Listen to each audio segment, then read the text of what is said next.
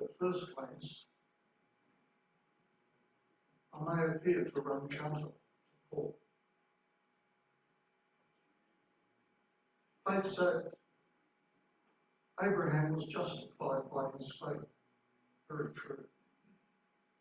But it didn't mean that faith was unchallenged, or that he didn't have doubts or even crises in faith along the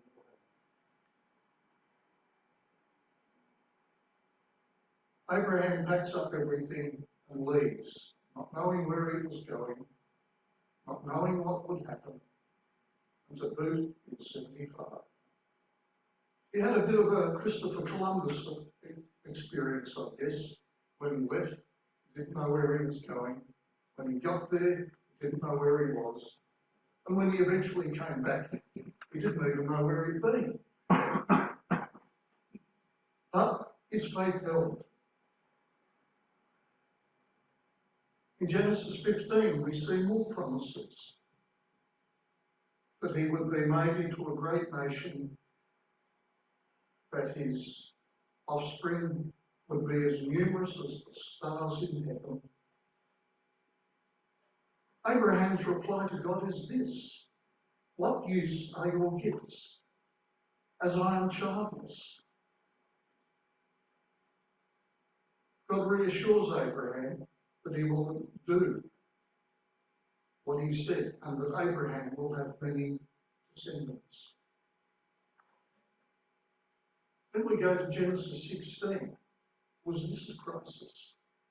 After 11 years, he still hadn't born any children, nor had his wife.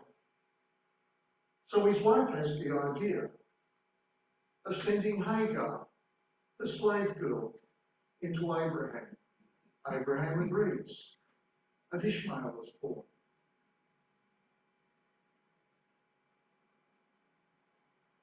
Not exactly a man and wife thing.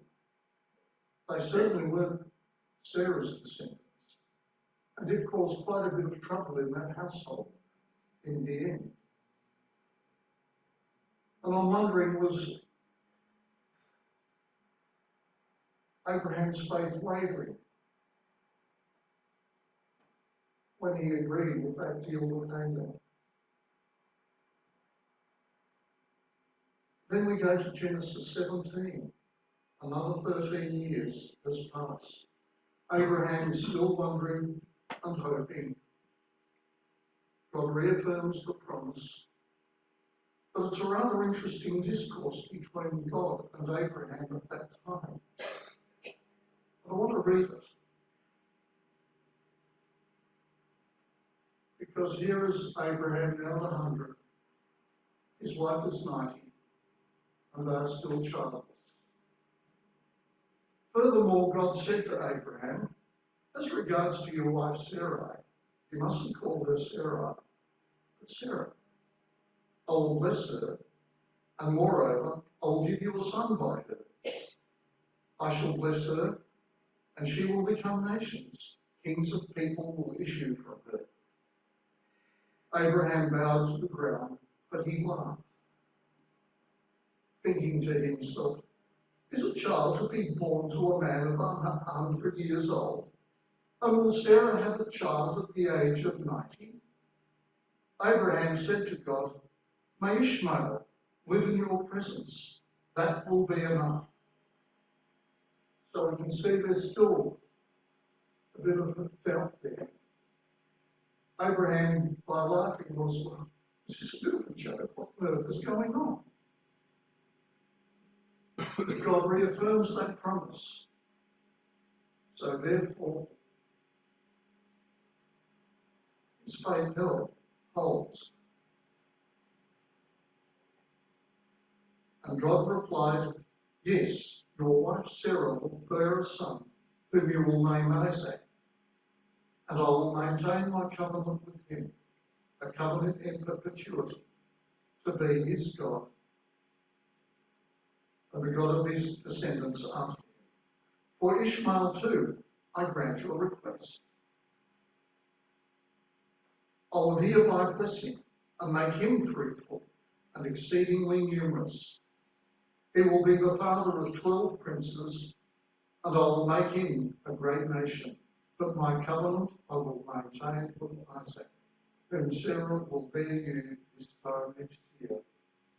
When he had finished speaking to Abraham, God went up. So we see the crisis. And we see God saying, no, Abraham, it's going to be all right. I will do what I said. And I think Paul picks that up. But despite everything, Abraham, hoping against hope,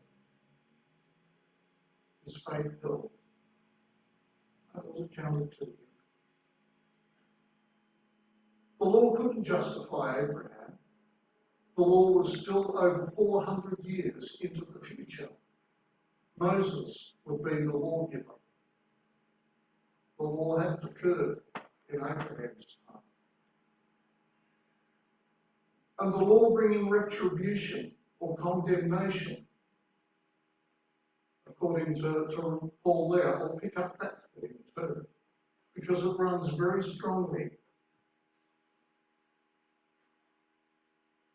in one of the encounters that Jesus has. He has an encounter with 3 people that the Gospel of Matthew picks up.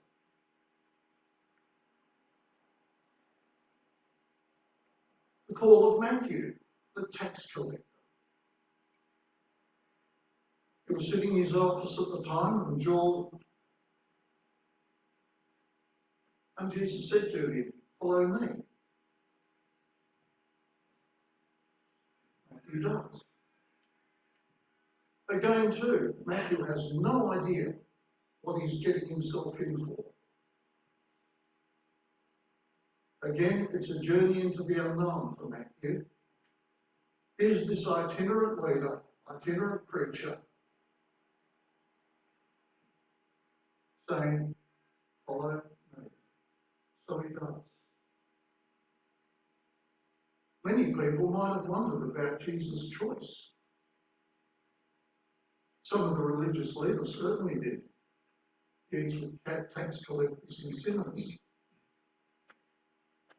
Matthew, the tax collector, would have had about the same social esteem and be thought of in the same way as many Nazi collaborators in Europe during World War II, working and being toadies for a hated occupying power. Yet Jesus calls it. Not only that, he eats with them. No wonder people were raising questions.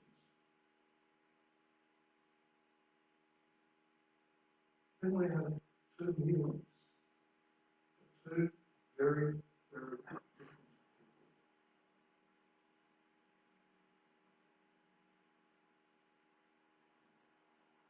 One was a leader of a synagogue, an esteemed man. His daughter had died. His faith seems very robust. Jesus, if you'd been there, or even if you just come now, you can raise her. His faith seems very strong. So he approaches Jesus and bows and asks for precisely that. So Jesus starts on his way. But on his way, he encounters someone else. We don't know her name. Other Gospels say that the leader of the synagogue was Jairus. But we don't know who this woman was. Her approach to Jesus certainly wasn't direct. In fact, she sneaks up behind him and touches his garment very subtly. Maybe if I just touch his garment, I'll be healed. But it was a very visible faith. And no wonder the woman had had a hemorrhage, a discharge, for 12 years. It made her a real social outcast. No wonder she approached him so tenderly. It made her unclean in the eyes of people. Her illness had rendered her ritually unclean. The law condemns, as Paul put it. Let's see what the law condemned this woman to for 12 years. I'll just read a couple of verses from Leviticus.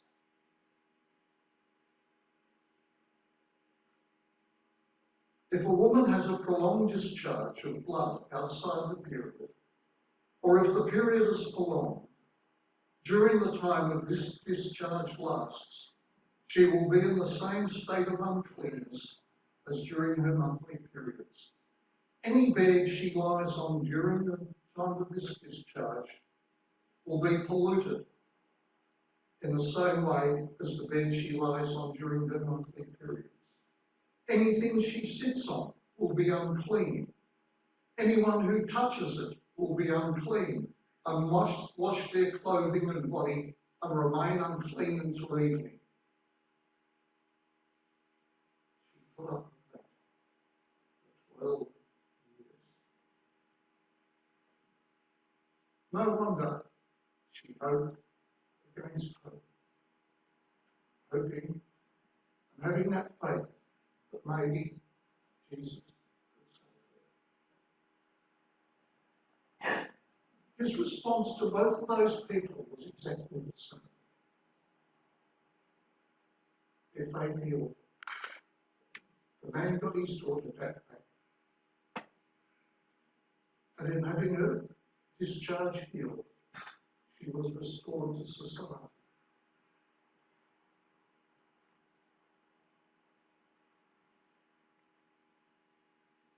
Their faith was rewarded. Jesus responded to two very different people in two very different circumstances in exactly the same way. These stories of faith got me wondering too about us. Not only us as a congregation, perhaps as a church, or even Christianity in overall Western society. There were some interesting figures in the last issue of Crosslight. One of our ministers studies these figures. And between 2011 and 2028, saw a fall in membership of about 37%. Not all left the church or died, but some just chose to put no religion, others just put Christian.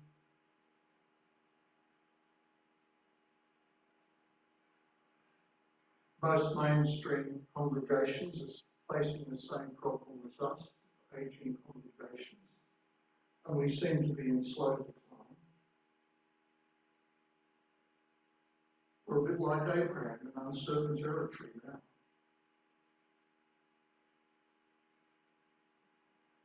Not quite knowing what the future has for us.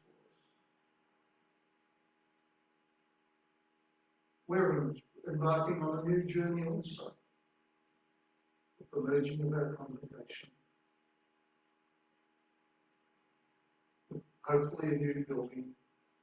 And I tell you what, I reckon the likes of Alan Millard and David Bryan and guys like them who have been struggling with this for God knows how many years have needed the faith of Abraham. But it seems to be finally happening. We do not know where this journey will take us, other than that we just have to take it and hope for the best. Maybe it will, maybe it won't. We're not too sure of that.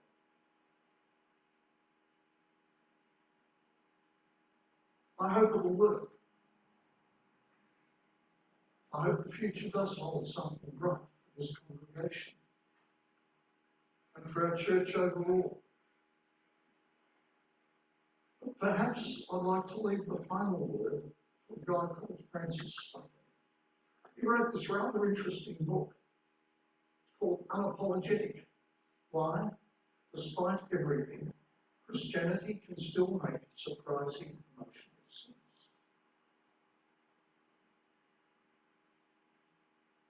Just in some of his closing comments. He too is struggling with the decline. He's a member of the Church of England in Britain. But the churches are open, doing their ancient and necessary business. They'll still be open tomorrow, the day after that, onwards into time, in some form or another. And it really doesn't matter what form, much though we may love the form they have now. They will still be offering a hush in which we can bear to find out what we are really like. Christ will still be looking at us from the midst of the crowd, and God will still be there.